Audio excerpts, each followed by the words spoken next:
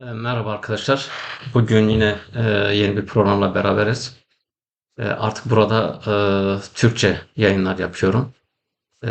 Ayrıca Türkçe yayın yaptığım Ahmet Pelda Kurdi diye bir sayfam da var. O daha eski bir sayfa. Orada Kürtçe daha önce yaptığım bazı programlar da var. Onları da izleyebilirsiniz. Özellikle Rojava ile ilgili, yine Avrupa'daki Kürtlerin ekonomisiyle ilgili. E, Bugün bu kanalda da daha çok Türkçe yayın yapacağım. Bugün önemli bir konu, kendi açımdan, yani Kürt sorununa metodolojik yaklaşım diye nitelendirdim. Çünkü hakikaten başta sosyal medyada olmak üzere reel siyasette de Kürt siyasi aktörlerin çok da uzlaşabilme zemini görülmüyor. Bir taraftan bir dönem dönem konjonktürel olarak yakınlaşmalar oluyor, görüşmeler oluyor ama ondan sonra bir bakıyorsunuz birbirlerine reddetme, düşmanlaşma, çatışma. Kendi yakın tarihimizde bunları hep gördük. E, Yine özellikle bu siyasal hareketler kendi taraftarlarını, kendi takipçilerini de e, kamplarında tutabilmek için, yani biraz daha nötr, biraz daha hoşgörülü olmalarını önlemek için karşı taraf üzerine oldukça psikolojik bir saldırı gerçekleştiriyorlar. Bu tabii incitici. Oysa bizim bu dönem bütün Kürtlerin e, birliğe ihtiyacı var. Ve maalesef tam da bu programı yapacağım zamana denk geldi ve bir nevi aslında bunu doğruluyor. Var TV'nin bugün yapmış olduğu bir haber, zannedersem Sayın Öcalan'la ilgili, onun resminin üzerine florluyor ve sanki bir suçluymuş, bir kriminalmış, bir teröristmiş gibi gösteriyor. Bu utanılacak bir durum. Asla kabul edilecek bir durum değil. Tam da söylediğimiz meseleye renk veriyor. Ve bu, eğer politik olarak okursak, masumane bir yaklaşım değil, tam tersine planlı bir adımdır ve bunun devamı da çok tehlikeli olabilir. Bundan önce de KEJAK'ın Londra'daki İran Özgürlüğü Konferansı'na katılması engellenmek istedi. Kamuoyu baskısı, toplumsal baskı olunca geri adım attılar ve KEJAK yöneticisi online olarak katıldı ve konuşmasını yaptı. Yine birileri dışarıdan veya içeriden Kürtleri birbirleriyle kavgalı hale getirmek istiyor, parçalamak istiyor, kendi politik hedeflerine alet etmek istiyorlar. Oysa Rojava konjonktürüyle beraber gerek ta 2014'te Kobani direnişi olsun, gerekse sonraki süreçlerde ve şu yakın dönemde özellikle Rojava'ya saldırı döneminde olsun, bütün cephelerde, tüm alanlarda Kürt halkı ayağa kalktı. Ulus olarak birliğini haykırdı ve bunu biraz da siyasi partiler üzerine de baskıya dönüştürdü. Bunu gören, buna dair bir takım değişimler, dönüşümler yapma sinyali veren partiler de oldu. Ama bakıyoruz böylesi bir takım provokasyonlar, böylesi bir takım kasıtlı adımlar da oluşuyor ve bunlar yine kaygı verici görülüyor. Oysa Kürtlerin bu dönem birliğe, bir ahenk içerisinde hareket etmeye ihtiyacı var. Hiçbir siyasi partinin kendinden vazgeçmesi, hedeflerinden, politikasından, örgütlülük tarzından, anlayışından vazgeçmesi beklenmiyor. Ama Kürt halkının, Kürt ulusunun eee, ihtiyaçları bağlamında ve o ihtiyaçlar bir çatı olarak algılanıp herkes bu çatı altında bir katkı sunabilir. Ve tam da dediğim gibi konumuza ilişkin bir durum, bir örnek. Değinmek istediğim konu buydu. Çünkü Kürt siyaseti her zaman için, yani genel olarak bütün parçalardaki parti ve şahıs ayrımsız söylüyorum burada, red ve inkar üzerine kurulu. Eleştiri yok. Red ve inkar üzerine kurulu. Karşıdaki, yani diyelim büyük bir siyasal hareket ya da bir toplumsal kütle, bir inanç grubu, bir ideolojik grup, bir siyasal hareket onu görmüyor, onu reddediyor, kendi isteklerini dayatıyor, kendi isteklerine göre hareket ediyor, bunu bütün ulusa da mal etmeye çalışıyor ve bu şekilde hamleler yapıyor. Diğeri de aynı şekilde. O da onu reddediyor. Kendi planlamasını, kendi çalışmasını, kendi ilişki ağını yeniden kuruyor ve diğeri sanki yokmuş gibi yine aynı şekilde ulustan taleplerden bulunuyor. Ulusa bir takım kendi çıkarlarını, hedeflerini dayatıyor. Kendi hedeflerini de ulusal hedeflermiş gibi yansıtıyor. Bu red ve inkar politikası en nihayetinde Kürtlere kaybettiriyor ve yıllar yılıdır işte 120, 150, 160 yıldır yaşadığımız hal bunun neticesidir. Bir başka biçimiyle belki de aşiret kavgalarının siyasette yeniden vücut bulma biçimidir. O kültürün siyasi partiler aracılığıyla kendisini yeniden var etmesi meselesidir. Evet. Şimdi arkadaşlar biraz daha konuyu detaylandırayım. Biraz böyle farklı milletler ne tecrübeler yaşadılar, nasıl bu aşamaları geçtiler? Onlar sanki hep bir ufak mıydı? Hayır, onlar da tecrübe ettiler.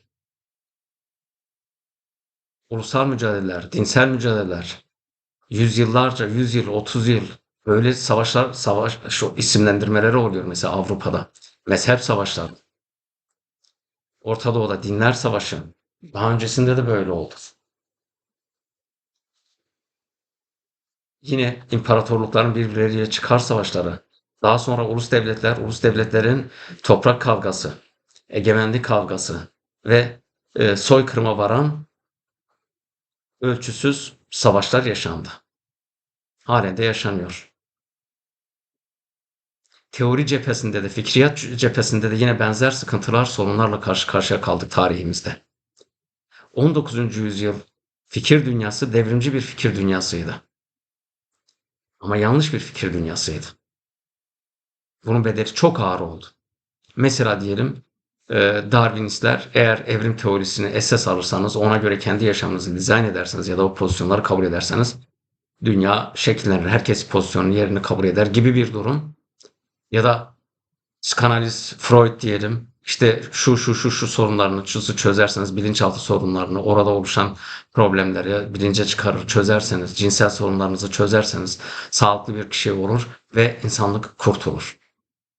Ya da Marksizm'deki gibi işçi sınıfı eğer proletarya diktatörlüğünü yeryüzünde kurabilirse bütün insanlar eşit, özgür, kardeşçe yaşayacak ve artık böyle bir sömürüye gerek kalmayacaktır. Ve işçi sınıfının sömürülmesini, emeğinin gasp edilmesini birincil koşul koyuyor. Diğerlerini onun parçası olarak görüyor ya da görmüyor. Burjuvazinin devrimi, ulus devlet, özgürlük, eşitlik, kardeşlik şiarı ulus devlet bünyesi içerisinde oluşturulmaya çalışıldı.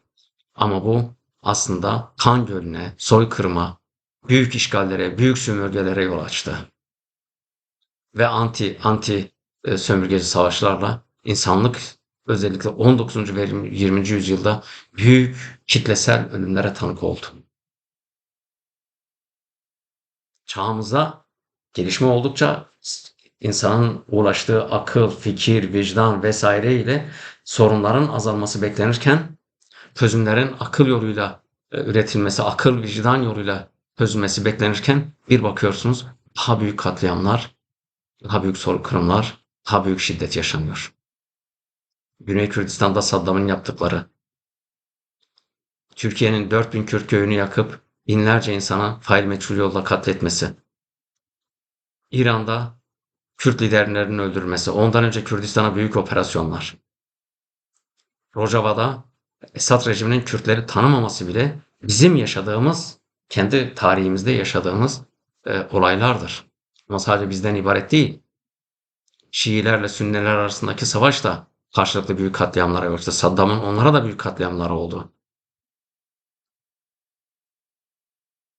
Yani peki şöyle bir şey, bu bundan dolayı İkinci Dünya Savaşı'nda özellikle 60 milyon üzerinde insan öldü. Atom bombası, iki tane bombasının Japonya'ya atılmasından sonra zorunlu olarak bu savaş durdu. Bazıları bunu işte bir hayır olarak değerlendiriyor. Atom bombası eğer olmasaydı savaş daha da devam edecekti diyor. Japonya direnecekti. Bazıları da büyük kitlesel katliamlara yol açtığı için lanetliyor. İkinci Dünya Savaşı'nda dünyadaki düşünürler yeni fikirler geliştirme gereği duydular. Ya böyle olmaz. devrimci yaklaşımlarının hiçbirisinin çözümü çözüm değil. O zaman ne yapmak lazım? Mevcut sistemleri kendi içerisinde dönüştürmek, mevcut sistemi kendi içerisinde aksayan parçaları tespit edip onu şekillendirmek, yenilemek ve yavaş yavaş toplumu ileriye götürebilmek. Mesela Frankfurt Okulu bunlardan biridir soldan bakarsak. Ya da benim en çok diyelim tüm veçeleriyle değil de özellikle bu örneklem üzerinden Karl Popper'ın yanlışlanabilirlik teorisi çok değerlidir. Karl Popper şöyle der. Eğer yani şöyle bir önerme vardır. Bütün kuğular beyazdır. Evet, bildiğimiz, gördüğümüz bütün kuğular beyazdır. Ve siz devrimci toptan bir tez olarak da bunu görebilirsiniz. Bütün kuğular beyazdır. İşçi sınıfı eğer emeği sömürülmezse dünyada sömürü kalmayacaktır mesela. Diller asimile edilmezse sorun kalmayacaktır. Böyle toptan yaklaşımlar yapabilirsiniz. Ama Karl Popper diyor ki, olur ki bir kuğu siyah çıkarsa o zaman ne olur? Teziniz çöker. Teziniz çöker. Demek ki %100 tamamıyla bütün kuğuların beyaz olduğunu söyleyemeyiz. Yanlışlanabilirlik ihtimali var. Bu örnek, bu modelleme yanlışlanabiliyorsa o zaman bilimseldir diyor. Bilimsel olan yanlışlanabilir olandır. Evet, bunun örnekleri de var. Newton fiziğini uzun bir süre bilimi, toplumsal ilişkileri, ekonomiyi, devlet yapılanmasını şekillendirdi. Aktörler bunu bu şekilde değerlendirdi. Ama Einstein'ın görelilik fiziği, görelilik teorisi bunu bambaşka bir evreye çekti. Onu yanlışladı. Ve şu an Einstein'ın da yanlışlanabilme ihtimali var. Ve Karl Popper Marksizmi bilimsel bir tez olarak kabul eder. Ama bunun yanlışlanabilir noktalarını eğer görür, tespit edersek, onun üzerinden diyelim çalışma yaparsak bu belli bir evre, belli bir dönüşüm, bir gelişim sağlar. Yani beyaz kuğuların içerisinde bir tanesinin siyah olması, onun tespit edilmesi, artık o tezin bütün kuğular beyazdır tezinin reddedilmesi, kuğuların beyaz olmadığı anlamına gelmiyor. Beyaz kuğuları esas alacaksın, gözeteceksin ama siyah kuğunun varlığını da göreceksin. Şimdi bize gelince biraz kendi toplumsal aramıza gelince söylediğimiz gibi Kürdistan'a baktığımızda olabildiğince çok çeşitli bir topluluk. Coğrafi olarak çok çeşitlilik arz ediyor. Yüksek dağlar, o yüksek dağların içerisinde ovalar, e, nehirler, daha sonra aşağılarda Mezopotamya, büyük ovalar, su debileri, onların oluşturduğu tarımsal potansiyel uygarlığın gelişmesinde büyük bir rol oynamıştır.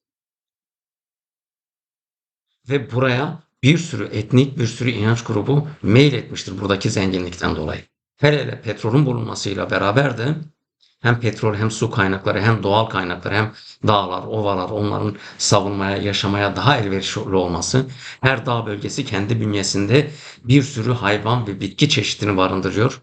Metaya, paraya ihtiyaç olmaksızın yaşama zemini veriyor. Binlerce yıl Kürtler bu sayede yaşayabildiler ve bugüne kadar varlıklarını taşıyabildiler. Hiçbir güç de bunları fethedemedi. Çünkü savunmaya da uygun, kendini korumaya da uygun. Bu çeşitliliğin içerisinde Kürtlerin farklı bir karakterlerinin olması, inançlarının olması da normal.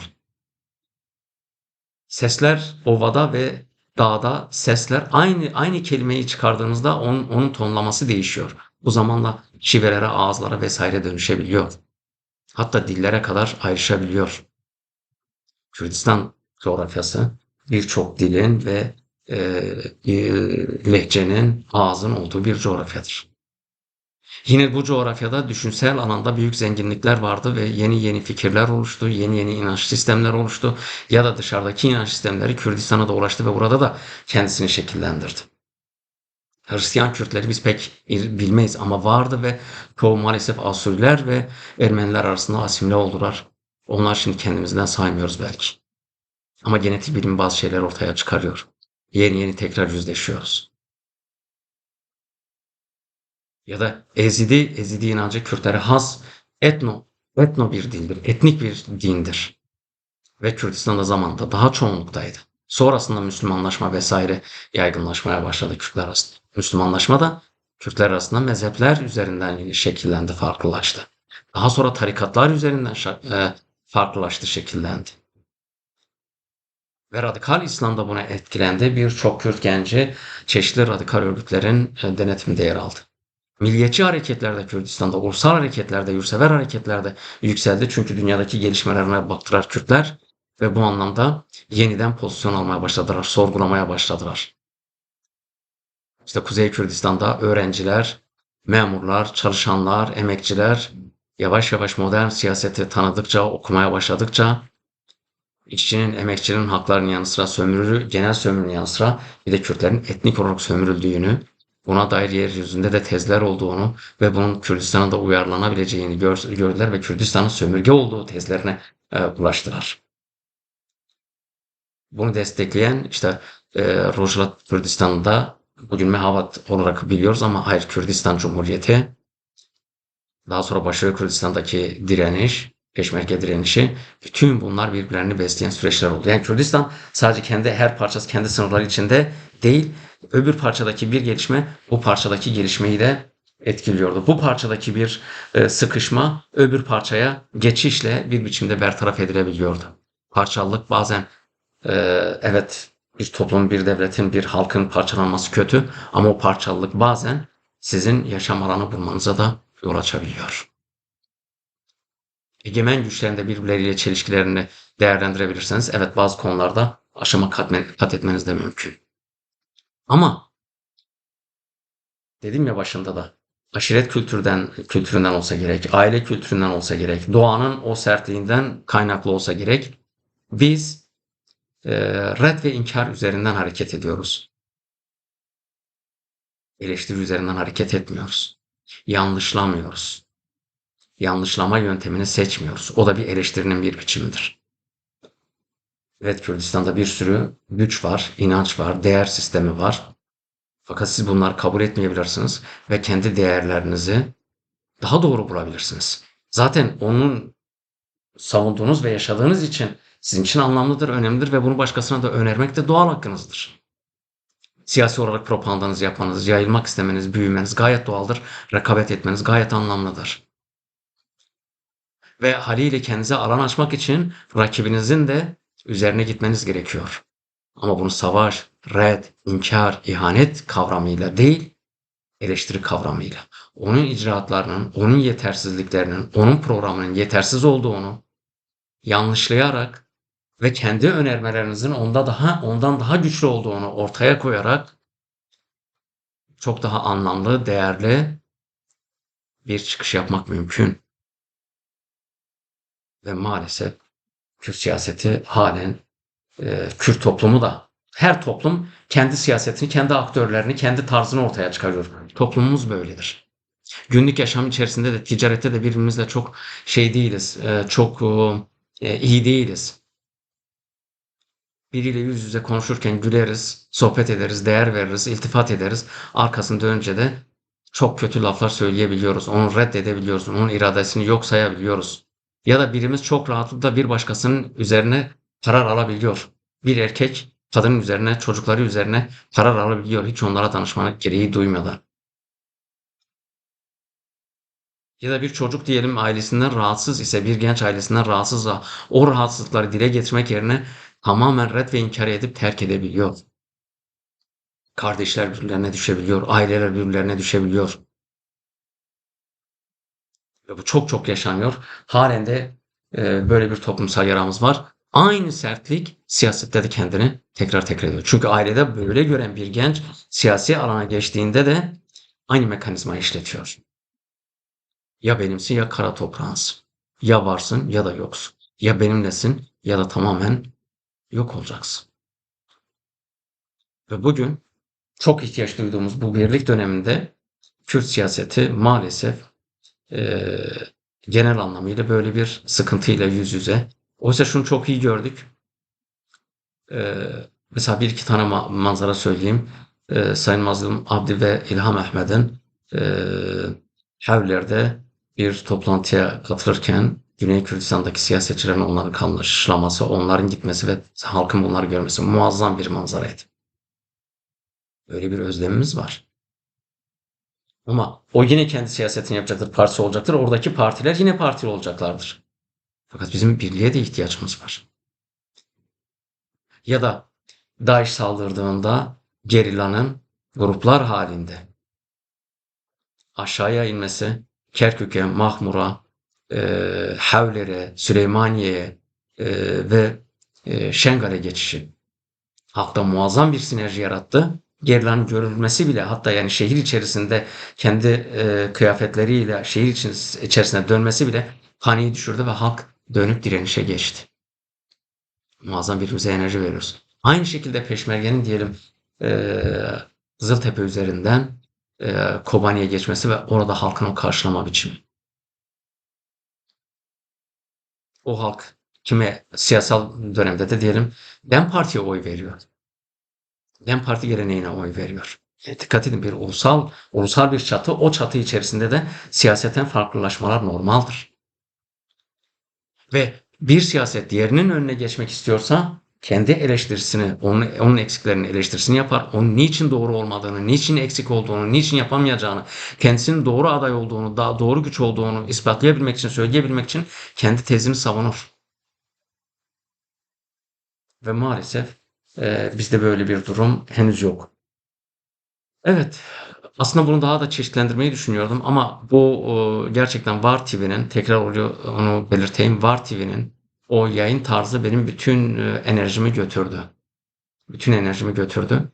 Çünkü bir halkın lideri, düşmanın bile Sayın Öcalan'ın bütün resimlerinin hepsini diyelim çok rahatlıkla yayınlayıp evet hakaret ediyorlar. Düşmanlıklarını yapıyorlar o ayrı mesele.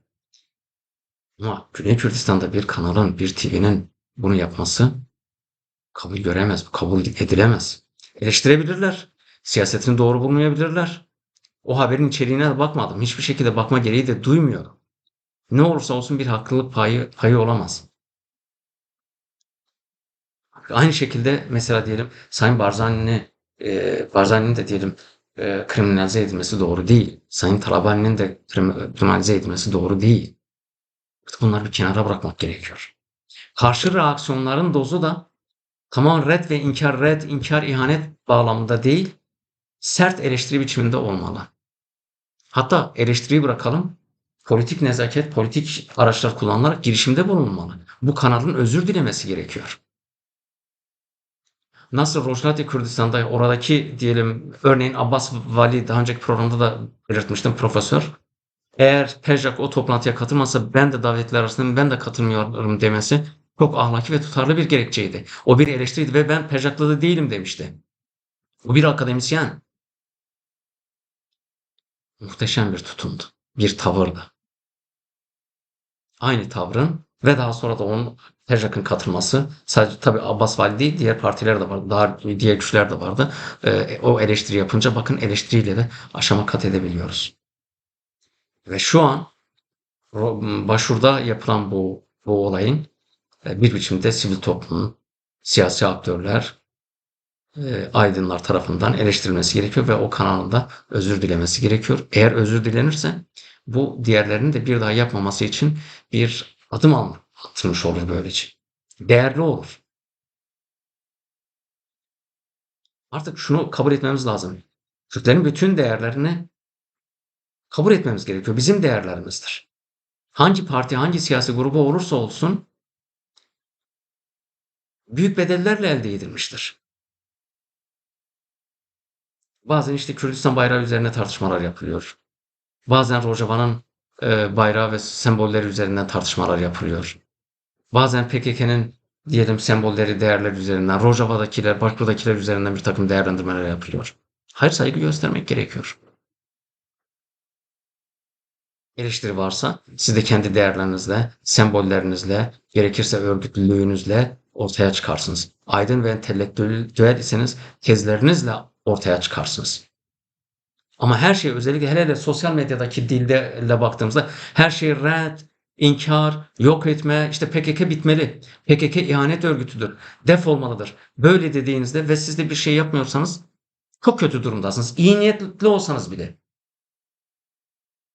çok kötü duruma düşersiniz. Var olan bir sistemi yık, yok et, varsayalım dediğiniz de oldu. Ama siz bunu doldurmak için de bir şey yapmıyorsunuz. Çünkü bir şeyin eleştirisi, bir şeyin diyelim reddi, onun alternatifini oluşturmakla mümkün olabilir.